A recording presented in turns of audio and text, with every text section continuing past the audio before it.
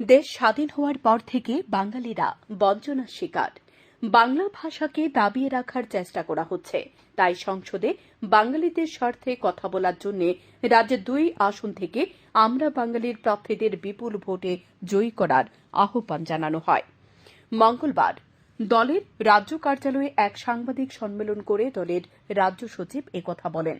সঙ্গে ছিলেন পশ্চিম ত্রিপুরা আসনের প্রার্থী হরিশঙ্কর নন্দী ও পূর্ব ত্রিপুরা আসনের অর্চনা নন্দী। দলের রাজ্য সচিব দাবি করেন, বাঙালিরা এদেশের ভূমিপুত্র, অথচ বাঙালিদের বিদেশি চিহ্নিত করার ষড়যন্ত্র চলছে। সিএএ সহ স্কুল স্তরের বাংলার জায়গায় হিন্দি ইংরেজি চাপিয়ে দেওয়ার অভিযোগ তুলে সরকারের সমালোচনা করেন তিনি।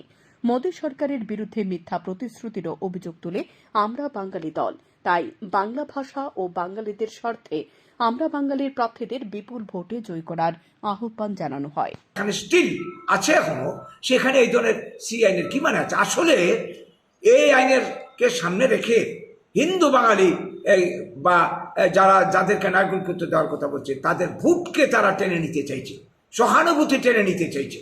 এরা বুঝাতে চাইছে যে এই যে একটা বিদেশি বিতরণের স্লোগান উঠছে, ত্রিপুরাতে গোবেক, বাংলাদেশে, আসামে বিদেশি বিতরণ ইত্যাদি ইত্যাদি বিভিন্ন রাজ্যে, এই আইনের কবলে যারা পড়তে পারে আশঙ্কা করছে, তাদের মনে যে ভয়, এই ভয়কে কেন্দ্র করে যারা অস্থিরভাবে এখন ভাবছে কোন রাস্তা ধরে তারা বাঁচতে পারবে, এই সুযোগটা নিতে চাইছে বিজেপি সি আইনকে সামনে নিয়ে তাদের সহানুভূতি কুড়িয়ে ভোট বাক্সকে এরা ভর্তি করতে চাইছে। তো এটা একটা রাজনৈতিক অভিসন্ধি। আমরা জানি সি আইনের মাধ্যমে কারোর নাগরিকত্ব হবে না, এবং এটা এনআরসি আইন প্রয়োগের একটা ধাপ। বাঙালি যে প্রতিনিধি যদি লোকসভা যেতে পারে, আমরা বাঙালির গ্যারান্টি এই বাঙালি বঞ্চনার বিরুদ্ধে আমরা বাঙালি লোকসভাতে লড়াই করবে।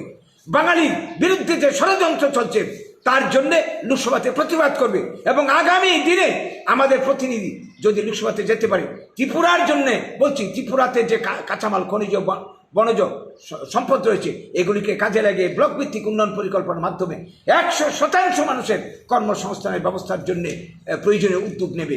এই হচ্ছে আমরা বাঙালির গ্যারান্টি। এবং ত্রিপুরার যে জাতি উপজাতির মধ্যে যে পূর্বেকার সম্পর্ক, সৌহার্দ্য, এই সৌহার্দ্য ফিরে আসবে। এই গ্যারান্টি আমরা আজকের দিনে দাঁড়িয়ে ভোটারদেরকে আপনাদের মাধ্যমে দিতে চাইছি। Bureau report, news daily Bharat.